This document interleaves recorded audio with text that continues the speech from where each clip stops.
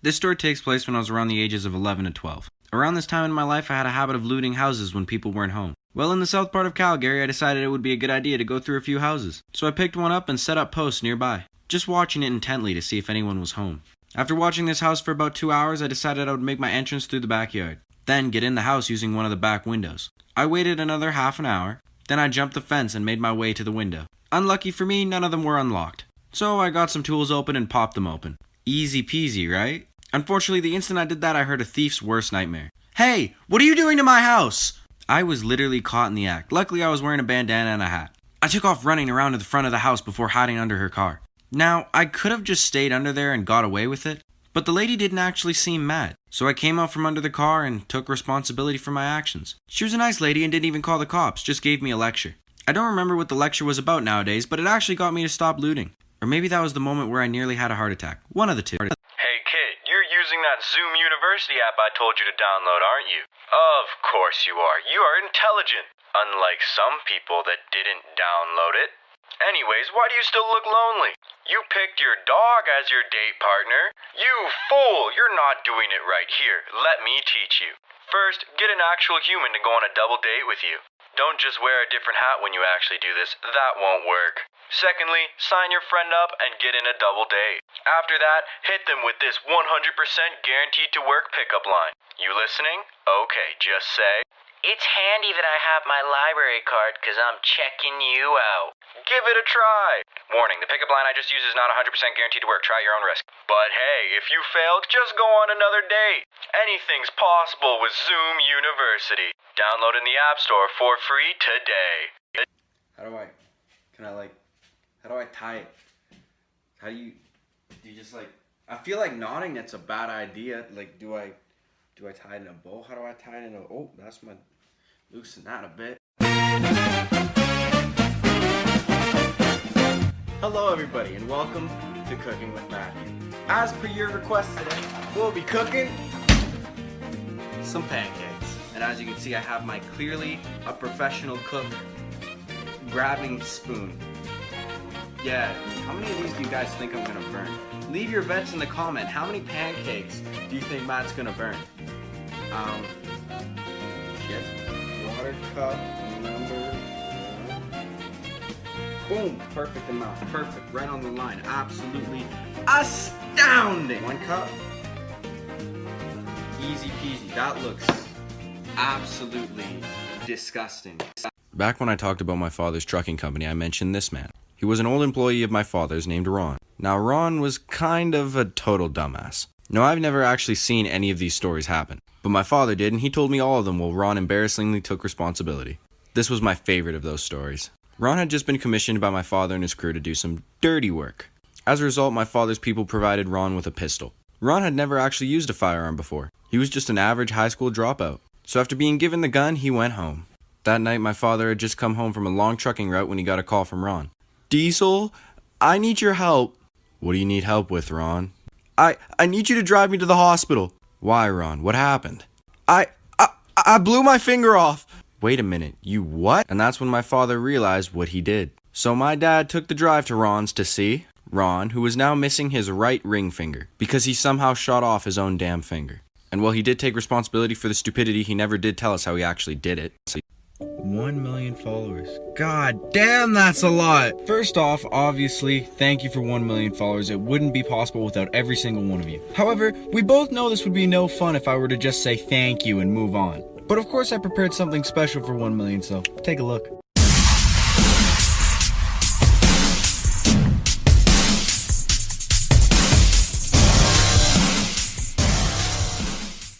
I said I'd release merch at 1 million. I'm a man of my word. Now you may think that 3 collections is a lot, but all stock is limited. What that means is that I'm only going to be selling 100 clothing pieces per design. So if you want to copy yourself some new drip, check out the link in my bio. I made the website all myself. I stayed up all night to do it. That is why I'm in my car at 5:30 in the morning. Thought I was done, huh? No. Roll the clip.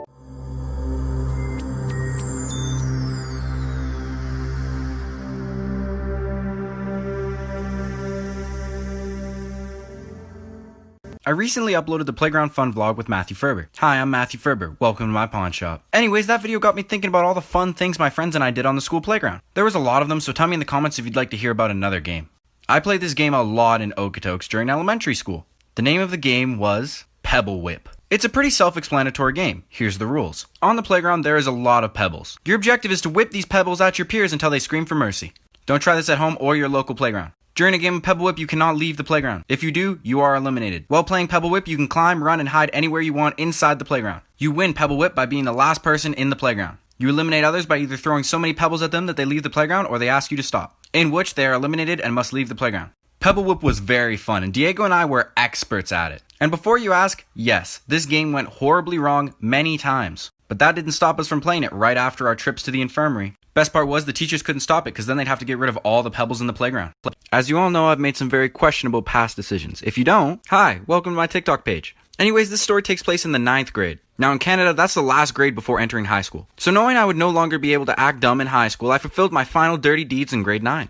One of these deeds included getting some drip. I went to Cross Iron Mills, which is probably the best mall near Calgary. I went with a friend who also wanted that drip but didn't want to do the dirty work. After hitting a few stores, our last stop was Zoomies. I had bought a few things, so I had a bag from another store. After slipping a few items into my shopping bag, my friend started acting very nervous and suspicious. This warranted the attention of a Zoomies employee who asked to check my bag. Obviously, I booked it.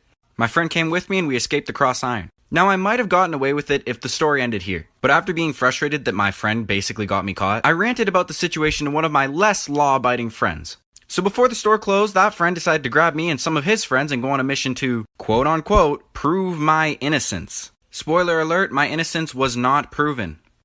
Okay, so a girl that I haven't talked to in like 6 months just invited me to go to a McDonald's with her at 2:30 a.m. If you've ever lived in a similar situation to me, you know that crazy shit happens at McDonald's at 2:30 in the morning. Typically I'd say no, but I smell a good story. So I've got my piece and I'm ready to go meet this girl. Alright, so I'm at the convenience store nearby Don's because I want to get a Red Bull because, you know, it's 3 a.m. But on the phone while I was talking to this girl and we were arranging to meet, apparently she's got some friends and one of them said they were gonna cut me.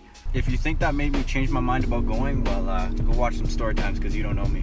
Okay, I'm leaving my car a bit far away in case something goes down. It's 3 in the morning and she literally just toked me and had a conversation. Like, I don't know, I didn't expect this. I wanted, nothing fun happened, nothing happened. Just a conversation at 3 in the fucking morning. And, I mean, tokers though, so it's worth.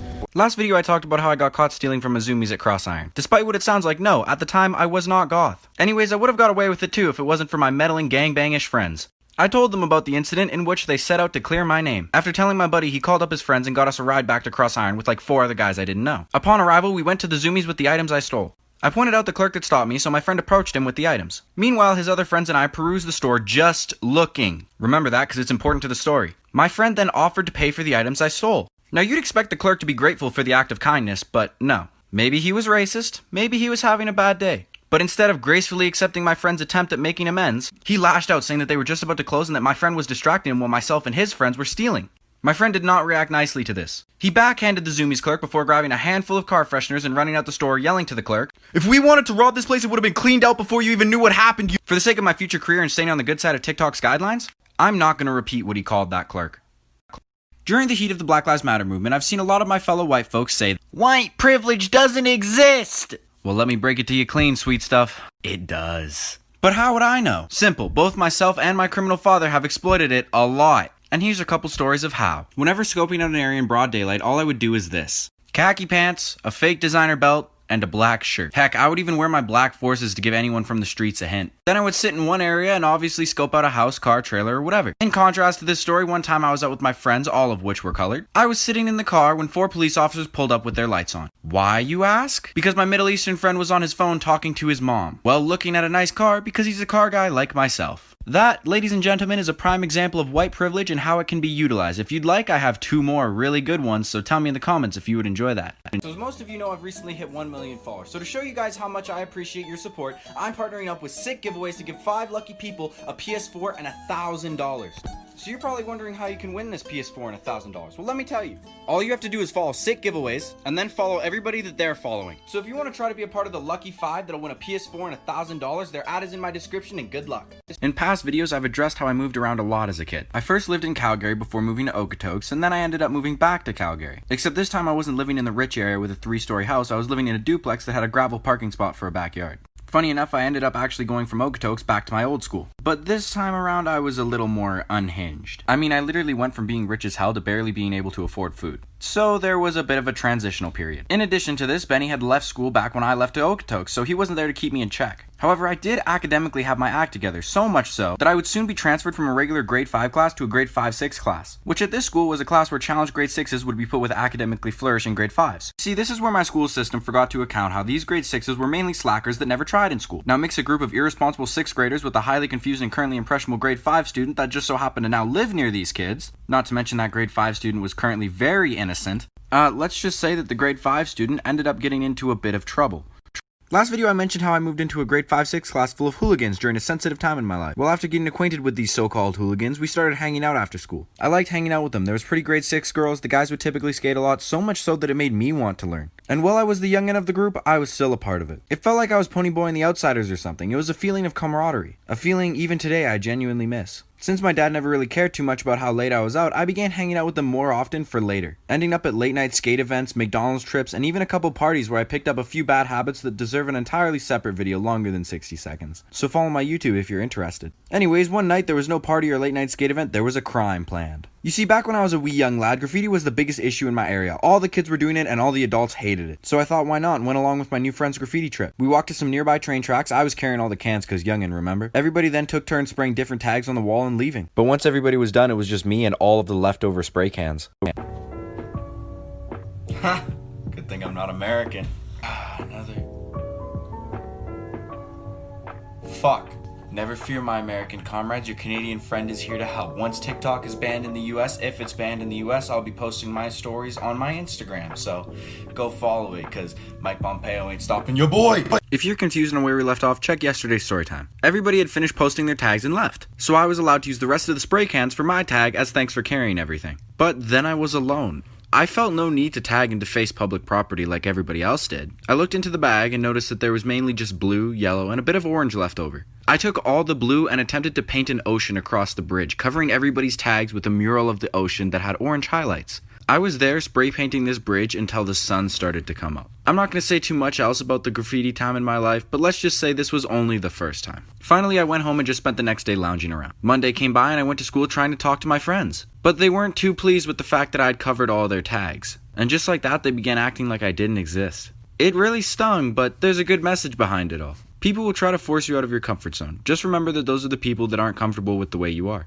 Damn, that quote was clean. I know I ask this a lot, but since America might be banning TikTok, please follow my Instagram. Well, I mean, it's like right there. Like it's just like it's gonna touch down on our property. Yeah, damn. Yeah, no, it's definitely taking shape. I don't know. Hopefully it doesn't touch down. What I'm gonna do, I'm gonna grab my little chair right here. I'm gonna walk over here. I'm gonna put it down. I'm gonna take a seat, and I'm gonna make sure that bitch don't touch the ground. And if it is, I'm gone. I've seen better odds. Yeah.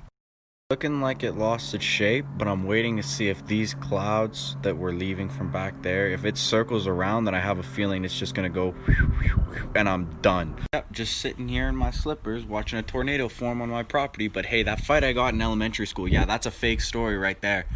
Funny, he moved over there and now he's coming back around in a circular motion and it's getting windy. Uh-oh.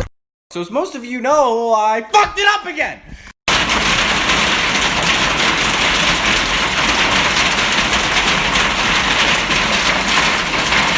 There's what used to be a cloud that I thought was going to be a tornado, and then it's just endless, and it's currently hailing, and it's fine over there, but, you know, right fucking here, yeah, that's not cool!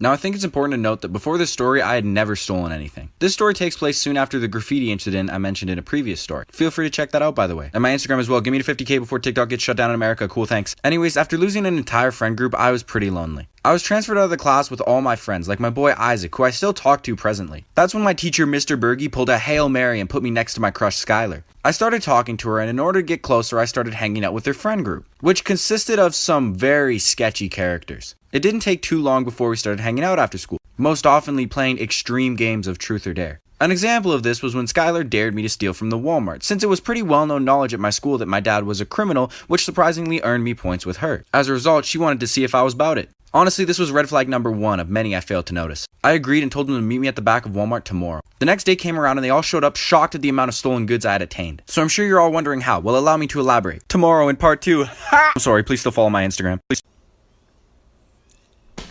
Why do I even try? Before everybody and their grandma's dog decides to ask me why I'm not going to get sent to prison for this video, I did it when I was 11. At the time, it wasn't a Walmart, it was a Zellers, but it later got turned into a Walmart. So I'm pretty sure the company's got bigger things to worry about than my escapades. Now to the story. When we left off in yesterday's story, my crush had dared me to rob the Walmart. I also told you to follow my Instagram, you should do that, thank you. So after they left and gave me a day, I went to the nearby McDonald's and got quite a few bags of food. I then entered the Walmart and ate my food, while occasionally hiding in the camera's blind spot, placing the items they had for sale in the empty bags. I did this throughout the Walmart using multiple different trash bins. That night before closing, I went to the back of the Walmart and watched an employee throw out all the bags of garbage. I broke the lock on the trash, found all the McDonald's bags in the trash, and took the items inside for myself. That's right, I basically tricked the Walmart employees to bring my score right to me. My crush showed up the next day, and she was so happy she invited me to sniff rocket candies with her friends. Yeah, that was red flag number 2 that I somehow did not notice. But you guys know I would never accept a deal like that. At least 18-year-old Matt wouldn't. Alas, 18-year-old Matt learned that from his mistakes that 11-year-old Matt made. Alright, now I'm not the richest fellow, we all know that. However, in my days, I've seen and met some very rich people. I've seen Maseratis, Versace suits, and even beautiful Supras, but none compared to this man's complete disregard of money. This story takes place about 3 or 4 years ago when I was first moving into my little home in the country. My mom and I were at a furniture store about to purchase some furniture for the house. While my mom was paying for our items, I looked at the entrance to see a man in a tuxedo walking through the door, throwing his new iPhone 10 in the air exactly like this. As you can see, he wasn't just throwing it up, no. He was twirling it through the air indiscriminately with no rhyme or reason, as if it was a fidget toy. Now, if you're a professional at breaking glass bottles like myself, don't ask why. Follow my Instagram instead. Okay, enough shameless plug. Basically, if you twirl a glass object in the air, it will smash. But the man threw it around without a care in the world. He then walked up to the other till, said hello, and the lady handed him a bag. The man hucked his phone like 20 feet in the air, picked up the bag, then before he walked out, simply looked up and caught the phone with his other hand. Then he just walked out. Now, I'll be honest, I'm a bit of an introvert, but that's for good. I have seen a few things that a kid my age shouldn't have seen, and that's caused a bit of paranoia. However, the reason I hate seeing people in groups actually has nothing to do with paranoia. This story takes place back when I lived in Calgary. I was going to the Cross Iron Mall with about 7 of my friends, 4 of which were just taking their girlfriends on a mall trip together for a double date. I don't know why they would come then. I mean, they could just use Zoom University, an app designed for double dates that's free in the App Store right now. Anyways, the point is, as soon as we stepped foot in the mall, those 4 all disappeared to go feed each other popcorn in a movie they weren't old enough to watch. So I was left with the remaining 3. We had a pretty decent time aside from having to watch them argue about which stores we would stop at. And while my lads are arguing, the exact reason I hate groups came by in the form of a security guard. He pointed at one of my friends who then ran away. Now I immediately went with, but the other 2 didn't. You see, the horrible thing about hanging out in groups is group responsibility. If you're a member, you gotta keep the whole team safe. So I turned around only to see 2 security guards barreling toward me. Not gonna lie, this moment haunts my dreams. Luckily, the security guards ran right past me, but before we could leave, we had to find 5 other people. Yo, TikTok, can I ask for a favor? Can somebody make me my own Minecraft skin, please? Here's a few pictures and outfits you can use to design it if you want. Please remember that my hair typically looks like this and I will be getting it cut soon, so just don't give me that long garbage.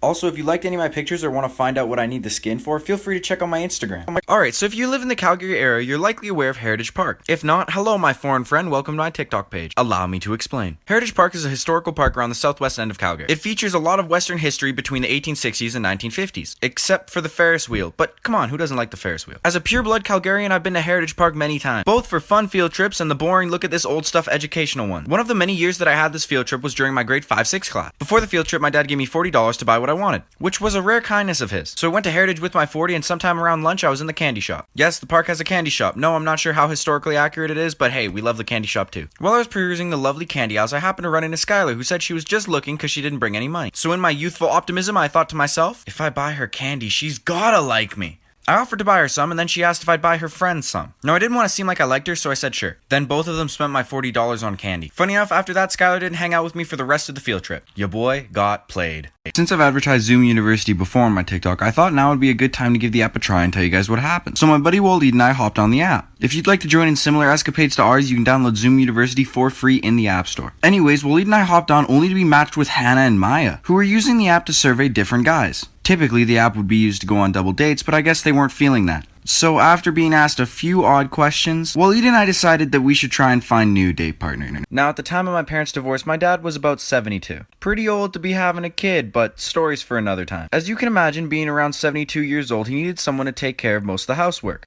That person would usually be me. I'd have to rub his feet with coconut oil, do the laundry, do the dishes, clean the house, but I did fall short in a few housekeeper aspects. One of which was that I was 9 to 11 years old and had no idea how to cook, along with that getting groceries without a driver's license wasn't exactly fun. So my dad decided to hire a housemaid that we conveniently found on a corner of downtown Calgary looking for a place to stay and make a few bucks. In return for doing the house chores, they would be paid and would sleep in my father's room. Are the older ones in my community catching on? Corner of downtown. Anyways, over the 4 years that I lived with my dad, we ended up picking up a few of them. They would cook, clean, do the laundry, and the few that had their driver's license would take me to get Slurpees during groceries. Honestly, I have tons of stories about these ladies. One worked at a prison, that was funny. Another had a 20-year-old daughter that ended up staying with us. Then one tried to rob us. That was a bad idea.